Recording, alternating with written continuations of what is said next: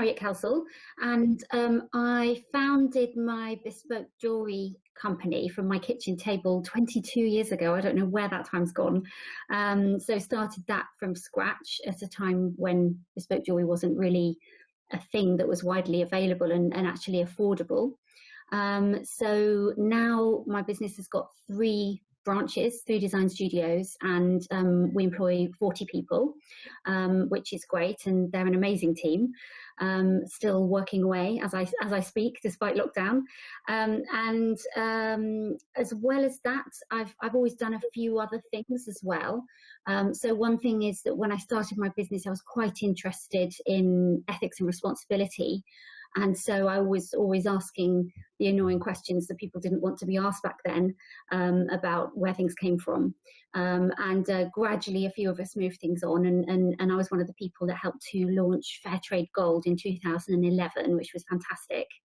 And I think ours was the first business in the world to be certified by the Responsible Jewellery Council and also licensed for Fair Trade Gold. So that was great. I was really be involved with the Responsible Jewellery Council because as a small business, I was concerned that small businesses might be left behind. So I've been a member of that since 2006, so one of the first members. And then what else do I do? I've been involved with, first of all, the British Jewellers Association and now the National Association of Jewellers for quite a lot of years on their committees and that kind of thing. And I've been the chairman of the National Association of Jewellers up until last June when my term ended. So now I'm a deputy chairman helping out the wonderful Gary Rowe. Not that he really needs much help, obviously. He can delegate things to me when he's just had enough. And then I'm also a non-executive director. I have been a non-executive director for the Responsible Jewellery Council up until my term finished relatively recently. And I'm currently in my second term as a non-executive director for the British Hallmarking Council. I'm also really interested in creative startups, well, all sorts of startups really. And so I've always mentored startup businesses along the way. And I wrote a book about that called The Creative's Guide to Starting a Business, which I'm very happy to say won an award, one of the best business books in last year. No, 2019. Keep forgetting what year we're in. Yeah, last year. Yes, I know. I don't know what happened to last year. No, it didn't. And so yeah, that's most of it. I don't know. I could go witter on this. I just do stuff. I'm one of these people that likes doing lots of different things to keep inspired. And being dyslexic, it's a real gift because it means that you're really good at doing lots of things all at once. Not necessarily that well, but you do. You're good at multitasking when you're dyslexic. What's really hard is doing one thing at a time. So I really struggle with that. But yeah, I really enjoy doing all sorts of things at once. So that's why it always sounds a bit bonkers when I read out what I'm doing. But I like to do lots of different things. Amazing. So you're not doing too much then? No, not at all. Oh, you throw them as well to look after those. I suppose they're all right. Oh yes, this homeschooling is driving us all a bit mad, but actually they're very good. I mean, they're 15 and 11, so they're relatively self-sufficient. But yes, there are moments like, I can't get anything to work, and it's always when you're right in the middle of something else. Yeah. So that's great. That's my most important job. Definitely. So, okay, so going back to when you first started, how did you, obviously I'm guessing that you went to university or to college, or you studied somewhat to become a jeweller. How did that all start? Did you work for any jewellers before? How did you get into the trade from the beginning? Or did you literally start your business from scratch and that was your first full-time role in the industry?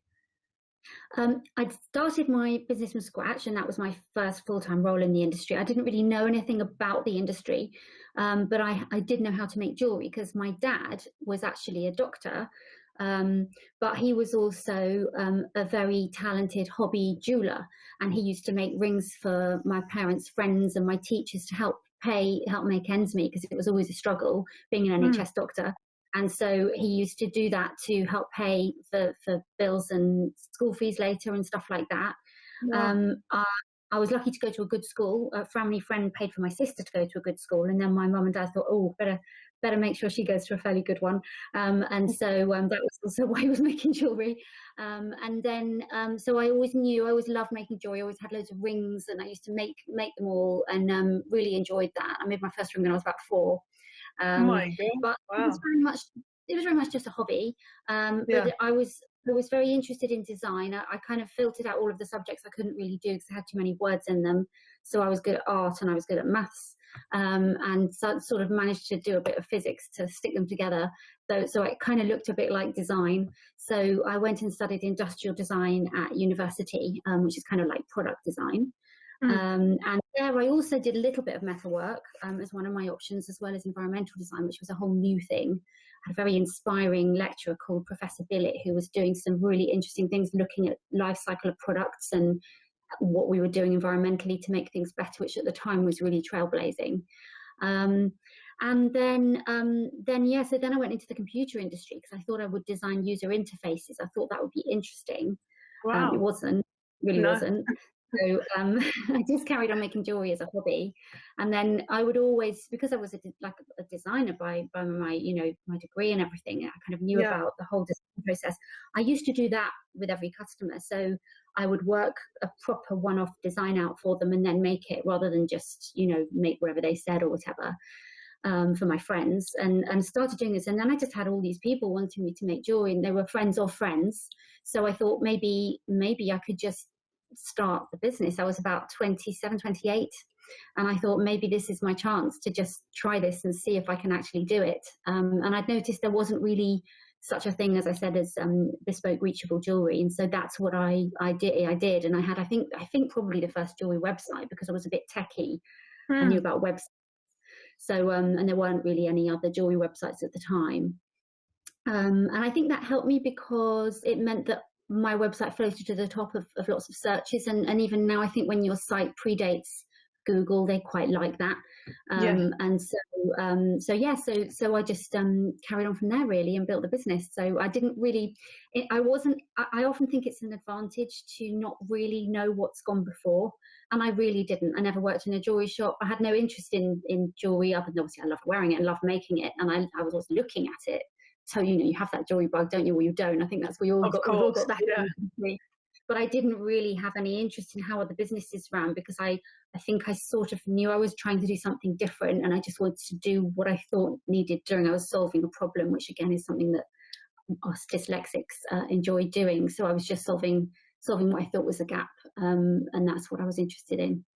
Amazing. So starting off, back then it's pretty much a male-dominated industry, the jewelry trade. Did you find that you come across any difficulties being female back then, or even throughout your career? Did you find that you kind of come across anything? Yeah, I mean, I did work in some shops, not jewelry shops, actually. I worked in, a popular stationery chain and, a popular clothing chain and that kind of thing. And I noticed an awful lot of sexism that was extraordinary. Being told I had to stay late and straighten trousers when all it was some pathetic manager trying to, do whatever he was trying to do, to someone cornering me in the bathroom who was old enough to be my dad, and me having to literally run away. I mean, it was just awful. When I was younger, I mean, that's when I was sort of between the ages of 15 and 18. It was a shock to the system. But you know what? Back then, you just thought, oh, it's just how it is. You didn't even complain to the management. That was just accepted. And actually, in the jewelry industry, I mean, the first time I just got on with my own thing. And I didn't really get involved with the industry wider very much, other than working with my suppliers. Now, what I did notice was that when I went into, there used to be a gem shop, it's gone into liquidation now, in Clerkenwell, that I used to use. And I did find their attitude really sexist towards me, especially when I asked them very nicely and very openly, oh, is there anything you can tell me about the ethics of this particular gemstone? And they used to really try to humiliate me. And I think partly it was because I was asking questions they didn't want to answer, but partly I think there was definitely some sexism there, and they felt they could do that because I was a woman.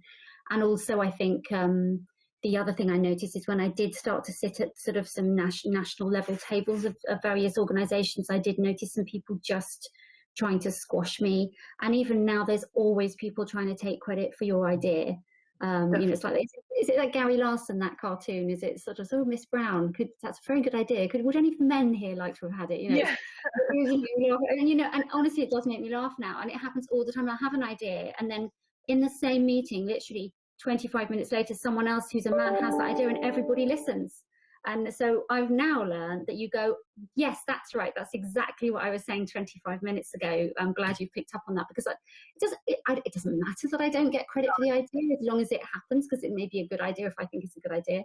I don't mean it's a good idea if that came out wrong. You know what I mean? If I think it's a good idea, it's happening. But just that, after 3, 4, 5 times, you think, hang on a minute, this is awful. These guys are just trying to take the credit. And I honestly don't think they always realize they're doing it. It's like there's a sort of, do you remember in Snoopy cartoons when we were young, there was that sort of adult that no one could really hear going, wah, wah, wah, in the background. Yeah. Sort of like, that's what the women's voices sometimes might be like to the men. I don't know, that's really sexy. Like a droning sort of sound that they're not quite... Yeah. Can't quite hear it, and then they have a good idea that happens to be quite similar to something that's just been said, but I honestly don't think it's done intentionally. And now I would say there's very rarely any reason for me to feel discriminated against, and I think that everyone's working quite hard to try to move things forward in the right direction. I was working with the National Committee and working with the structure of the NAJ when I was the chair, and we were very much trying to get things more equitable in the steering groups to make sure that things were more equal. In all sorts of ways, and there's such a big journey to go on, isn't there, to be more diverse in all kinds of ways. But do I still sometimes have to jump in and claim an idea? Yes. And do I still sometimes have to shut someone up who's actually been really obnoxious to me? And I think it's probably, there's no real reason other than my gender. Yeah, every now and then, probably only 2 or 3 times a year.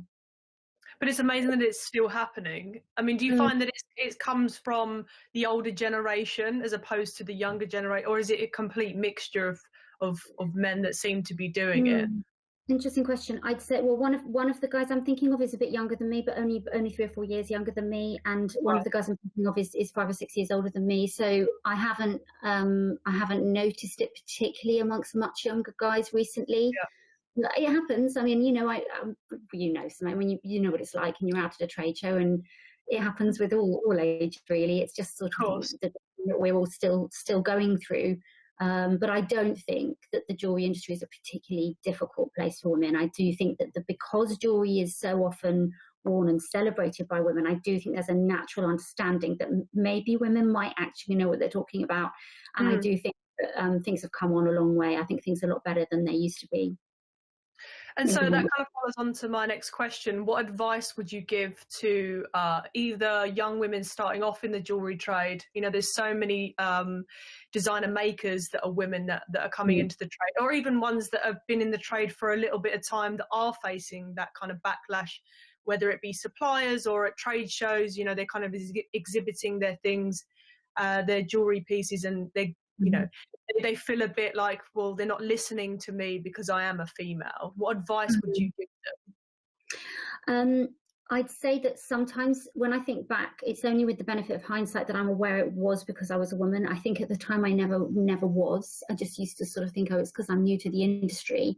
Yeah. And it's very hard to tell the difference between those things, because sometimes you don't feel respected because actually you probably don't know what you're talking about, or because you're sort of coming at it from an angle that people just can't really hear you. So it's not always about gender. I think that's the first thing, rather than jumping on the assumption that it's definitely gender.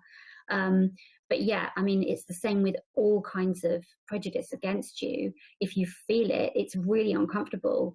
But I think the 2 things not to do, one is don't run away from it and hide from it. And you also don't have to be loud and shouty and pushy about it. But what you can do is firmly and assertively, you keep asking that question that you're getting laughed at, or you just keep asking it. Don't walk away from that stand.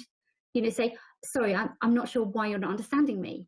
Be brave about it and just keep saying it until they can hear you. And you will notice, especially if you're, like you were saying, at a trade show or something, you will notice around you will start to notice that something's going on here. And as soon as that gets more attention than just you and that person, then often if it is about sexism, they'll back down. I would say, yeah, don't be afraid to claim your ideas as your own. Don't let people push you around. But also equally be understanding that some people, they don't even know they're doing it, and it doesn't come from a bad place. It just comes from ignorance, really. And so maybe be kind to them whilst you gently show them that they're not right about you, and that actually if you just quietly get on with what you're doing, they'll hopefully start to learn differently. And then when you do know them better, then you can have a proper conversation with them about it, which is what I've done with a couple of guys who've caused me problems along the way. And what else would I say? I would say that with any prejudice against you, it can be difficult to spot. It can be hard to realize that it is because of your gender, and because people just think they can put you down because you're just going to go away if you're just ignoring them. You're asking them a question they don't want to answer, or whatever. But maybe just reflect when you've had a bit of an interchange with somebody and you're not quite sure what it's about. Maybe just reflect on that and think about it. And then if it's bothering you, just be brave enough to pick up the phone and say, listen, we had a really strange chat yesterday and it's really bothering me. Can you help me understand what's behind it? And that kind of conversation can feel very uncomfortable, but can be the best conversations that you have, because once you do start to talk to people about it, sometimes you'll get more of it, and then you think, okay, we're not going to use that supplier anymore. But quite often you do get people saying, oh, I really didn't mean to make you feel like that, and actually you can start to help them continue on that journey. Definitely. Amazing. Well, thank you so much. I appreciate it. Short and sweet interview, but yeah, no, it's been really great. Thank you so much for your time. I really appreciate it.